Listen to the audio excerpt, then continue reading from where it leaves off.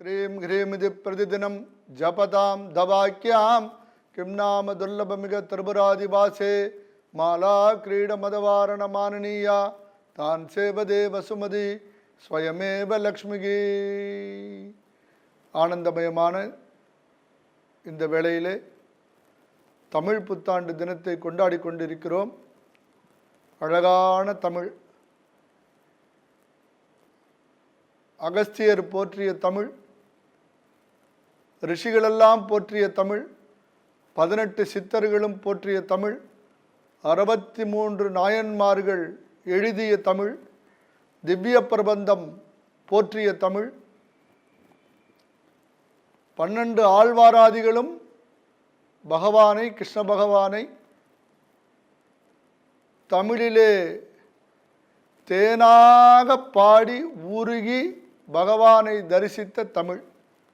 அதே போல திருவாசகமும் சரி, திருவருட்பாவும் சரி, பெரிய புராணமும் சரி, தமிழிலே இல்லாத இலக்கியங்களே இல்லை.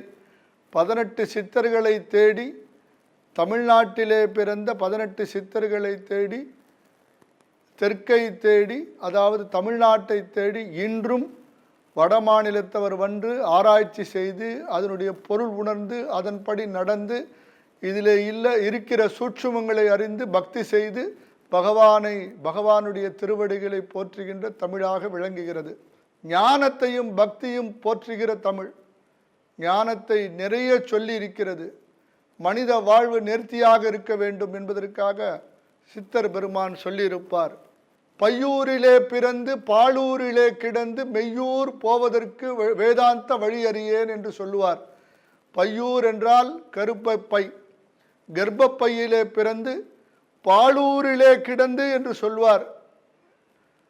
நல்ல மனித ஜீவனம், மனித பிறவி. இந்த மனித பிறவி எடுத்து சூது, வஞ்சகம், காமம், களவு இதில் எல்லாம் விழாமல் மெய்யூர் என்ற வேதாந்த வீட்டிற்கு செல்ல வேண்டும் என்று அழகாக சொல்லியிருக்கிறார் தமிழிலே. அதே போலத்தான் உயர்ந்த ஜாதி, தாழ்ந்த ஜாதி, உயர்ந்தவன், தாழ்ந்தவன், ஏழை, பணக்காரன், வியாதி இல்லாதவன் என்பதெல்லாம் பாராமல் எல்லாரையும் ஒன்றாக பார்க்க வேண்டும் என்று அவ்வை மூதாட்டி சொல்லியிருக்கிறாள். ஒன்றாக காண்பதே காட்சி, புலனைந்தும் வென்றான் தன் வீரமே வீரம், சாகாமல் கற்பதே கல்வி. இறைவன் அடியை திருவடியை பின்பற்றினால் அது மறுபடியும் பிறவி இல்லாத நிலைக்கு செல்லும் என்றபடி, பிறந்துவிட்டால் இந்த துன்பங்களை அனுபவிக்க வேண்டியது இருக்கிறது, கஷ்டங்களை அனுபவிக்க வேண்டியது இருக்கிறது. பகவானை அடைவதுதான் சாகாமல் கற்பதே கல்வி என்று சொல்லியிருக்கிறாள் அவை உருமாட்டி. இதைவிட தமிழிலே இருக்கிற மாதிரி வேறு எந்த பாஷையிலேயும் இல்லை.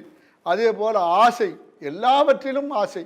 ஆடு காட்டி வேங்கையை அகப்படுத்து மாறுபோல், ஆட்டை காட்டி புலியை பிடிப்பதற்கு ஆடு காட்டி வேங்கையை அகப்படுத்து மாறுபோல், மாடு காட்டி என்னை நீ மதிமயக்கலாகுமோ, செல்வம் என்பதை காட்டி, போகம் என்பதை காட்டி, பொருளை காட்டி என்னை மதிமயக்கலாகுமோ இறைவா என்று சொல்லியிருக்கிறார் சித்தர். கோடு காட்டி யானையை கொண்டிருத்த கொற்றவா, வீடு காட்டி என்னை நீ வெளிப்படுத்தல் வேண்டுமே, மோட்சம் என்கின்ற வீடை எனக்கு காட்டப்பா, எனக்கு இதப்பா.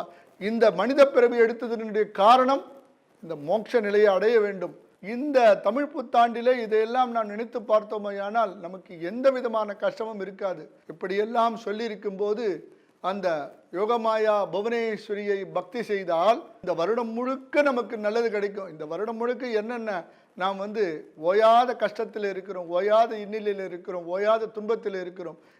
இன்றைக்கு பொழுது சரியாக விடியாதா, இந்த வருடம் நன்றாக இருக்கிறாதா என்று பல பேர் ஏங்கிக் கொண்டிருக்கிறார்கள். அப்படி இருக்கும்போது பக்த சுலபா, பக்தி பிரியா என்று பக்தி செய்தால் அந்த பிரேமையில் வந்து விடுகிறாள் தேவி அம்பாள் பராசக்தி.